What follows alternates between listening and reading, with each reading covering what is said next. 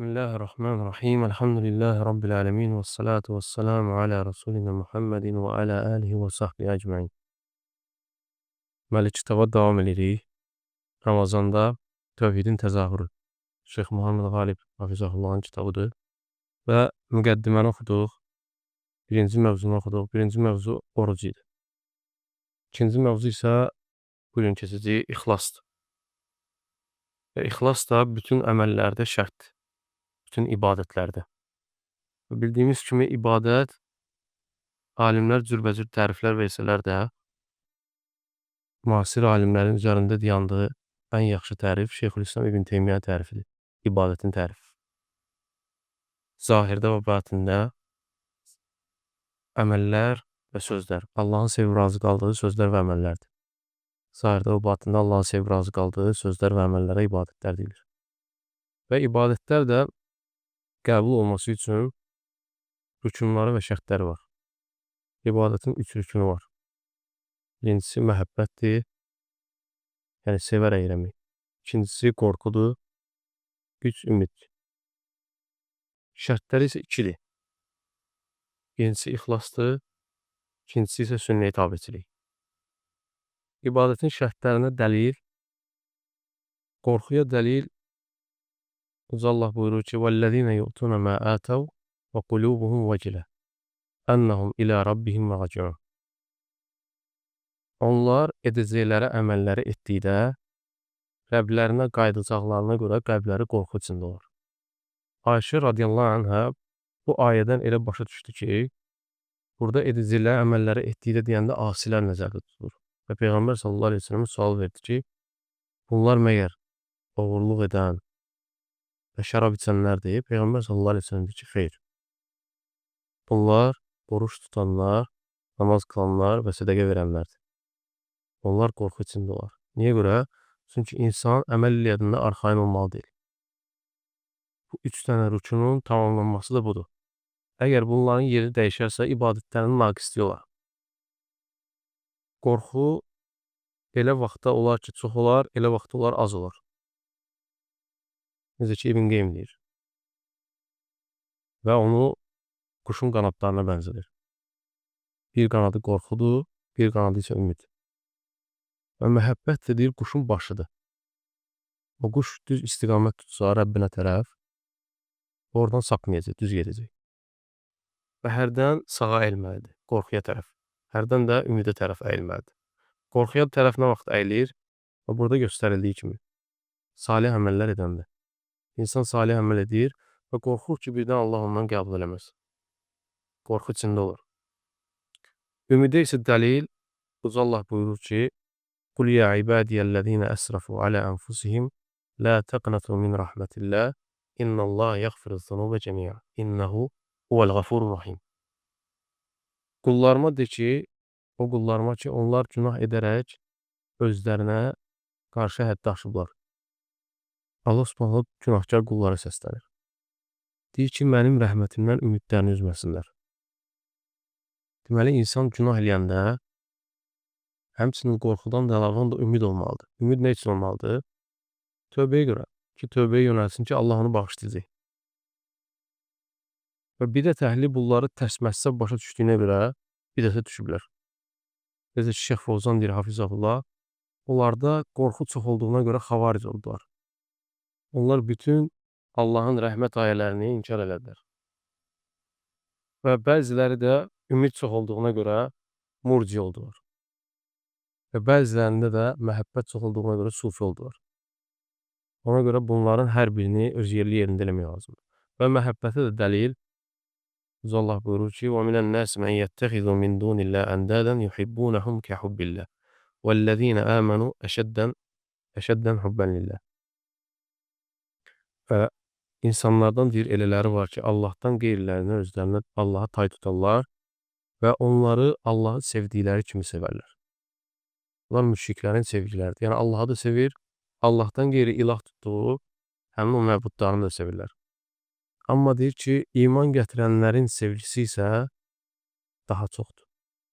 Allaha olan sevgiləri isə daha çoxdur. Bu da dəlildir ki, məhəbbətin böyük rolu var ibadətdə. İnsan Rəbbini sevməsə, ona tərəf gedə bilməyəcək. onun ibadəti tamamlanmayacaq. Və buradakı iman gətirənlərin sevgisi daha çoxdur. Yəni onların öz ilahlarını sevməyi kimi yox. Onlar çünki Allahı da sevirlər, ilahlarını da. Amma iman gətirənlər isə onlardan daha çox sevirlər. Yəni Allahı daha çox sevirlər. Yəni onların öz ilahlarını sevdiyi kimi yox.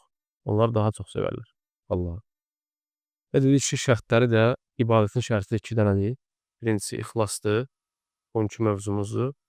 İkincisi isə sünnə-i tabeçilik. Və ixlas barədə də ayələr çoxdur.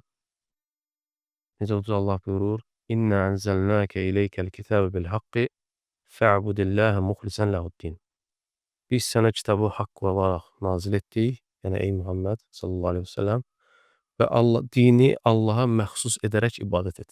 Yəni ixlasla. Başqa bir ayədə "Ələ lillahi-d-dinul xalis." Məgər xalis din Allaha məxsus deyilmi? Başqa bir ayədə "Qul inni umirtu an a'budallaha muxlisan lehu'd-din." De, ey Muhammed sallallahu əleyhi və səlləm, mən dini Allaha məxsus edərək ibadət etməklə əmr olundum. Yəni ixlasla. Başqa bir ayədə "Qulillaha a'budu muxlisan lehu dini." Mən dinimi Allaha məxsus edərək Allaha ibadət edirəm.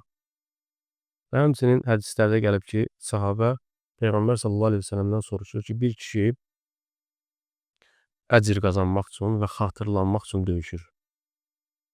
Onun üçün nə var? Burada əcr qazanmaq üçün deyəndə sahabənin qəsdi, yəni döyüşdən qənimət götürmək istəyir həmin adam.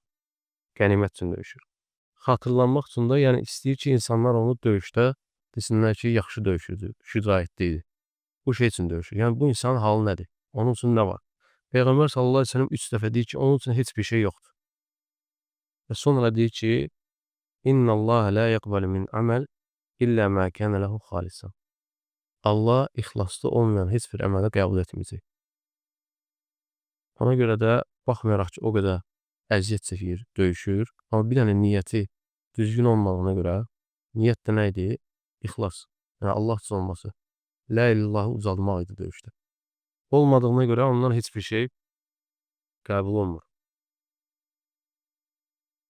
Sonra Şeyx Kəhf surəsinin axırındakı ayəni gətirir. Və deyir ki, "Fəmən kânə yarcu liqaa rabbihi fəlyə'məl əmələn salihan." Kim Rəbbi ilə qarşılaşacağını ümid bəsləyirsə, qoy salih əməl eləsin. "Və la yüşrik bi ibadəti rabbihi əhədə." Və Rəbbinə heç bir kəsi ibadətdə şərik qoşmasın.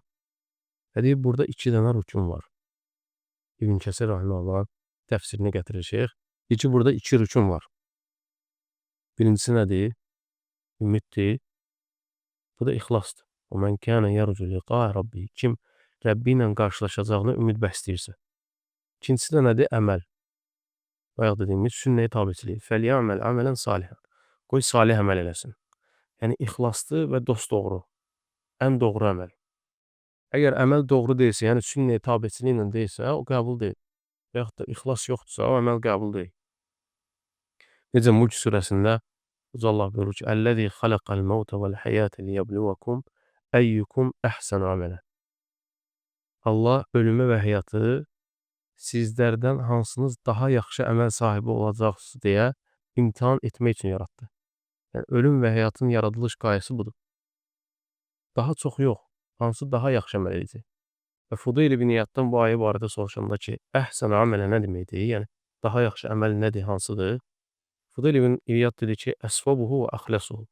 Yəni ən doğru olan, yəni sünnəyə tabe olan və ixlaslı olan. Bu 2 şey. Ən yaxşı əməl odur. Və həmçinin şeyx bundan öncəki dərsimizdə olan hədisi təcdən xatırlayır ki, Qudsi hədisdə necə gəlib Peyğəmbər sallallahu əleyhi və səlləm buyurur ki, Allah belə deyir ki, hər bir əməl Adəm övladının özü üçündür, orucdan başqa, o mənim üçündür və onun savabını mən verəcəm. Və bunu da oruç tutanda qul ixlası təhqiq edir. Həyatında, yəni orucunda ixlası təhqiq edir, həyata keçirilir. Necə İmam Qurtubi deyir ki, nə qədər əməllər var ki, deyir, onlara riya daxil olur. Amma oruca isə mücərrəd olaraq riya daxil ola bilmir. Ona görə də Allah onu özünə nisbət eləmişdir, oruc. Ki, onun savabını mən verəcəm. Həmçinin İbn Cəvzi rəhməhullah deyir ki, bütün ibadətlərdə zahir olur. İbadətlərin çoxsu zahirdədir. Yəni, namazdır, göstərirsən, zəkatdır verirsən, həcc eləyirsən.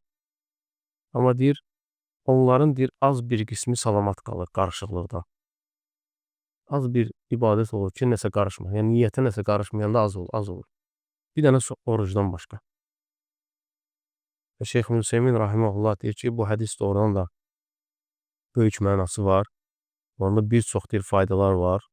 Şeyx burada ikisini zikr eləyir. Birincisi odur ki, onu Allah başqa əməllərdən ayırdı, orucu. Orucu ayırdı başqa əməllərdən. Onun xüsusi özü dedi ki, savabını mən verəcəm. Və burada da qul üçün şərəf var, Allahın sevgisi var və ixlasın üzə çıxmağı var. Çünki bu, qulla Rəbbi arasında olan bir sirdir, oruc. Ola bilər deyir, heç kimin görmədiyi bir yerə gedər, deyir insan, Şeyx Hüseymin deyir. Deyir, Allahın o vaxt ona haram elədiyi şeylərdən yiyər içər. Yaxud da şəhvani şeylərdən eləyər. Amma deyir ki, o fikirləşir ki, Rəbbi onu görür. Gizlində belə onu eləmir. Amma belə deyir ki, oruc ixlaslı olmağa daha çox yaxındır. Və heç kim də bilmir onu ki, o insan orucdur. Əksər insanlar yəni halını bilmir ki, orucdur. Və onda da artıq nə yaranır? Həmin o bayaq deyimiz rükunlar onun qəlbində yaranır. Allaha qarşı qorxu, ümid bəsləyir və Allahı sevir o ibadətlə. İbadəti kamilləşir. Necə ki, Allah onun üçün o ibadət elədiyinə görə tərifləyir ki, qulum mənim üçün şəhvətini, yeməyini, içməyini tərk edib mənə görə. Bu tərifdir. Bu da nəyə tərifdir? İbadətin bayaq deyimiz kimi Allahın sevib razı qaldığı şey. Allah sevib razı qalırsa, tərifləyirsə, o ibadətdir. Bu da gözəl ibadətdir ki, insan ixlaslı olur əməlində. Və həmçinin Süfyan ibn Uyeyna rahimehullah buyurur ki, qiyamət günü insanlar haqq hesab olunanda zalimdan məzluma alıb veriləcək. Necə keçən dərsimizdə dedik. Zalimdan əməlləri alınıb məzlumlara veriləcək. Yalnız deyir, bir dənə orucdan başqa. Və ola bilsin ki, deyir, o oruca görə Allah onu cənnətə salsın. Bir dənə üzərində oruc savabı qalar. Və ikinci fayda da Şeyx Hüseymin sözünü davam edir, axırıncıdır. Və deyir, onun savabını mən verəcəm. Allah onu deyir, öz nəfsinə aid elədi ki, yəni mən verəcəm. Yəni deyir, təsəvvür elə, hər hansısa bir müəssisənin böyüyü və ya dövlət başçısı deyir ki, filankəsin qarşılığını mən verəcəm ona. Onun mükafatı mən verəcəm və heç kim də bilmir. Ya o bir xırda bir şey olmayacaq. Və Allah da əməllərin ondan 700-ə qədər artırılacağını deyib. Amma orucu deməyib. Hesabsızdır yəni. Hesabı bilinmir. Və ona görə də şeyxdir ki, bu əməllərdə ixlaslı olmaq vacibdir. Orucda ixlas vacibdir. Və oruc deyir, həmçinin insana səbri öyrədir. Və səbrin 3 qismini öyrədir. Səbrin 3 qismi hansıdır?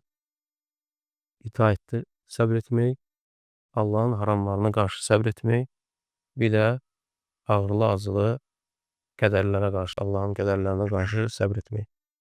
Necə Allah buyurur, İnnəmə yuvaffəs sabirun əcrahum bi qayri hisab. Səbr edənlərin savabını Allah hesabsız verəcək. Həmçinin ixlas barədə ayrıca bir surə də var. Çünki orada Allahın sifətləri vəsf olunur. Və ixlas da böyük ibadətlərdəndir. İbadətlərin qəbul olması üçün ən birinci şərtdir. İnsan ixlassız əməl eləsə, onun başından bir qarış belə yuxarı əməllər qalxmayacaq. Ona görə Allahdan istəyirəm ki, bizi əməllərimizi ixlaslı eləsin. Allah bizi sabit eləsin. Sallallahu aleyhi və Muhammedin və alə alihi və sahbihi əcməin.